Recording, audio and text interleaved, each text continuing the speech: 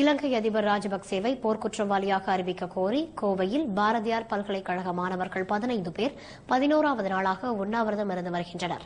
அமெரிக்க தீர்மானம் நிறைவேற்றப்பட்டாலும் இலங்கை தமிழர்களுக்கு விடிவு கிடைக்கவில்லை என்று அவர்கள் கூறியுள்ளனர்.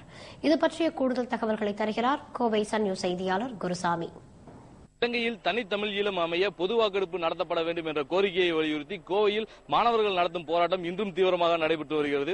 11 நாட்களாக கோவையில் பல்வேறு இடங்களில் மாணவர்கள் பல்வேறு கட்டமான போராட்டங்களில் ஈடுபட்டு வருகின்றனர். இதன் ஒரு பகுதியாக கோவை பாரதியார் பல்கலைக்கழக மாணவர்கள் 11வது நாளாக இன்றும் கோவை பாரதியார் பல்கலைக்கழக வளாகத்தின் முன்பாக உண்ணாவிரத போராட்டத்தில் ஈடுபட்டு வருகின்றனர். இந்த உண்ணாவிரத போராட்டத்தின் போது இலங்கை அரசுக்கு எதிராக அமெரிக்கா கொண்டு வந்த தீர்மானத்தின் மீது தங்களுக்கு நம்பிக்கை இல்லை எனவும், எனவே அமெரிக்காவினுடைய பொருட்களை அனைத்தும் புறக்கணிப்பு கூறி போராட்டத்தில் ஈடுபட்டனர். இந்த போராட்டத்தின் போது தங்களது காலணிகளுக்கு அமெரிக்க நாட்டு குளிர்பானங்களான பெப்சி, கோக் போன்ற குளிர்பானங்களை கொண்டு தங்களது காலணிகளை கழுவி தங்களது எதிர்ப்பை தெரிவித்தனர். மேலும் இலங்கை அரசின் பொருளாதாரத்துக்கு உதவி செய்து வரும் ஏர்டெல் நிறுவனத்தையும் புறக்கணிக்கப் போவதாக தெரிவித்த மாணவர்கள் இனிமேல் ஏர்டெல் சிம் கார்டுகளை பயன்படுத்தப் போவதில்லை என கூறி ஏர்டெல் சிம் கார்டுகள் மற்றும் ஏர்டெல் அட்டைகளை தீ வைத்து எரித்தனர். மேலும் ராஜபக்சேவின் உருவ படத்தையும் தீ வைத்து எரித்த மாணவர்கள் தொடர்ச்சியாக தாங்கள் பல்வேறு கட்ட போராட்டங்களில் ஈடுபட போவதாக தெரிவித்திருக்கின்றனர். இந்த போராட்டங்கள் குறித்து பேசுவதற்காக நம்முடைய பாரதியார் பல்கலைக்கழக மாணவர்களின் போராட்ட குழு ஒருங்கிணைப்பாளரான பெருமாள் அவர்கள் நம்முடைய இருக்கிறார். இந்த போராட்டங்கள் குறித்து அவரிடம் கேட்கலாம்.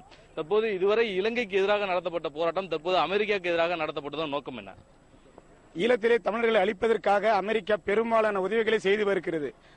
பல நாடுகள் இணைந்து செயல்படக்கூடிய இந்த போரில் இலங்கை, இந்தியா, அமெரிக்கா, சீனா உள்ளிட்ட பல்வேறு உலக நாடுகள், அதுவும் வளர்ந்த வளர்ச்சி அடைந்த பொருளாதாரத்திலே இருக்கக்கூடிய சிறப்பான நாடுகள் எல்லாமே எங்களை ஈழத்தமிழர்களை கொத்து கொத்தாக மடிப்பதற்கு உதவி செய்திருக்கிறது.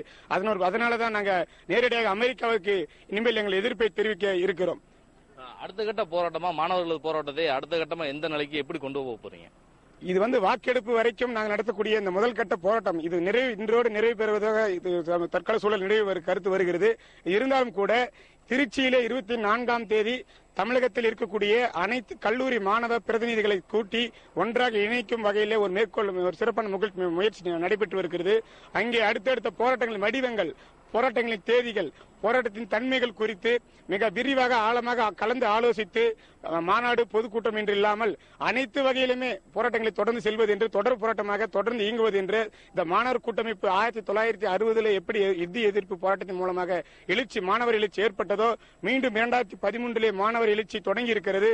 இதை நாங்கள் மேலும் மேலும் இனிவரும் அனைத்து காலகட்டத்திலும் கொண்டு செல்வது என்ற முடிவிலே நாங்கள் தொலைநோக்கு திட்டங்களை அங்க திருச்சியில 24ஆம் தேதி வகுக்க இருக்கிறோம். ஜெனீவாவில் இலங்கைக்கு எதிராக அமெரிக்கா கொண்டு வந்த தீர்மானம் நிறைவேற்றப்பட்டிருந்தாலும் மாணவர்களது போராட்டமானது கோவை உள்ளிட்ட தமிழகத்தின் பல்வேறு பகுதிகளில் தொடர்ந்து நடைபெற்று வருகிறது. இது மாணவர்கள் தவிர்த்து பல்வேறு அரசியல் அமைப்புகளும் தொடர்ச்சியாக தங்களது போராட்டங்களில் ஈடுபட்டு வருகின்றனர்.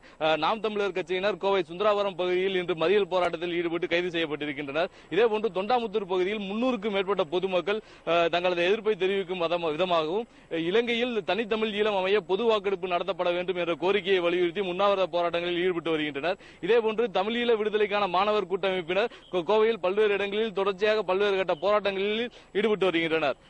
மாணவர்களது போராட்டம் தற்போதைக்கு நிறைவடையும் என்று கூற முடியாது. சன் செய்திகளுக்காக ஒளிப்பதிவாளர் கிருஷ்ணனுடன் குருசாமி.